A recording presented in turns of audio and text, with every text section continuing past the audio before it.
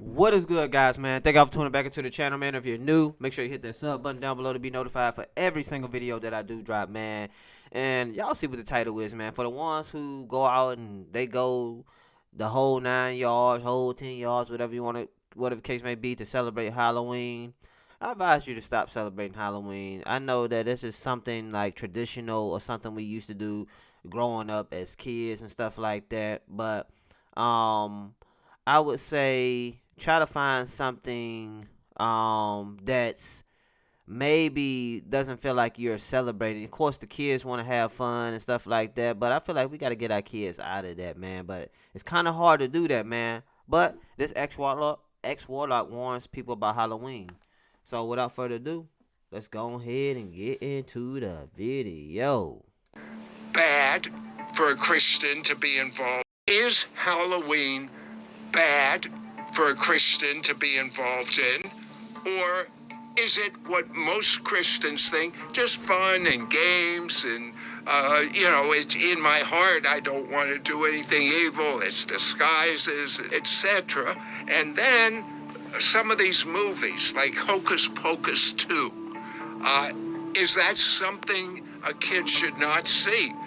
Most kids whose parents are Christians are seeing that. I want to get an insider's strategy of what is wrong, if anything, with observing Halloween. But before we get there, I want to know how you got into witchcraft, why you stayed in witchcraft, and why you got out of it. I tell you,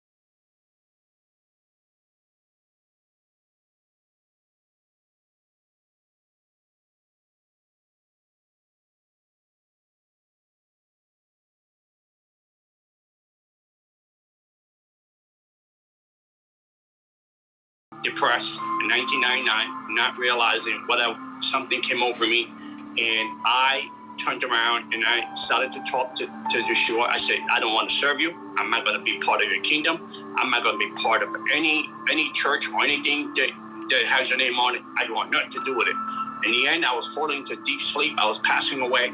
And at that moment, all the words that came out of my mouth, you bigger than my daddy the devil, then you show me tonight or leave me alone. And at that moment, I went to hell. I met Yeshua in hell. I met the cross in hell. And when I came back into my body, the person that pulled me out of deep darkness, out of the pits of hell, was Yeshua that pulled me out and adopted me to be in his kingdom. Men set up plots, schemes, and wild that the devil takes over your children, take over your family. And it's so demonic that once you put on a costume and you put on an outfit, you change the identity or who God called you to be. And once you put that costume and that identity on, that you describe yourself, say you dress like little Ariel, the little mermaid, your marine spirit. You dress like Casper the Friendly Ghost. You say, well, I'm not dressing my kid as a witch and a devil. I'm dressing my Casper the Friendly Ghost. You put on a spirit on your child. You change the DNA of the identity. And now the devil. You know what, man? I never really looked at it like that. You know what I'm saying? By putting on different costumes and stuff like that, you change your identity, your DNA and stuff like that. Y'all comment down below exactly what y'all think about what he just said, though. Has legal rights, and he has permission that you give him that you sacrifice your kid spiritually to the dark side. But what if you say it's just fun and games and parties and you're ridiculous, John Ramirez? What would you say? Well, I lived it for 25 years of my life. I got married in Halloween. I had a demonic wedding with witches and warlock coming into my wedding, baptizing October 31st and November 1st is the two deaths. The month of October, at least up to October 31st. It ramps up to October 31st because it's the high season of the witches and warlock, the third quarter, to finish strong in December. Because if you don't finish strong in December and with the ingredients and the recipe and the spells and the mandate and the mission that the devil gave you from January to December, if you don't finish and you have an incomplete report card, punishment is coming to your house. And I've been there. I lost my eyesight in 1997. The devil took my eyesight, completely blind with the commission of the blind in New York City, New York State, because I wanted to take a sabbatical from witchcraft and I wanted to be a good dad to my daughter. What about certain movies? You watch TV, it's many of them. But there's one that's very popular now. It's called Hocus Pocus 2. What's wrong with that? I haven't seen it, but it's Disney. That's all I know. It's so despicable how they dress up the devil and make it glamorous, make it culture, make it fun, make it attractive, make it a fashion thing. Because I saw clips of the movie to break down the demonic on it. And in Hocus Pocus, it is a saying that you say that you come in agreement with the devil.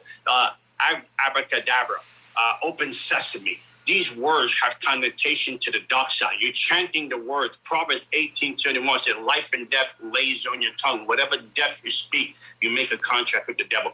Hocus Pocus, it aims for young people. It's a target. It's designed to be glamorous, but the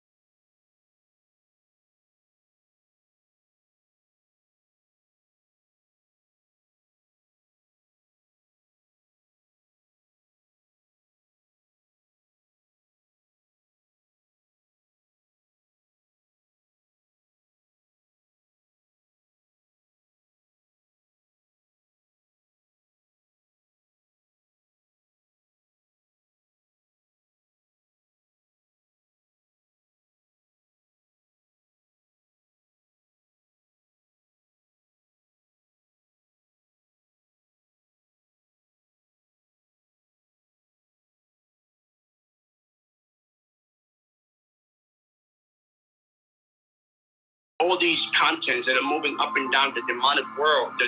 There's a mockery in the movie.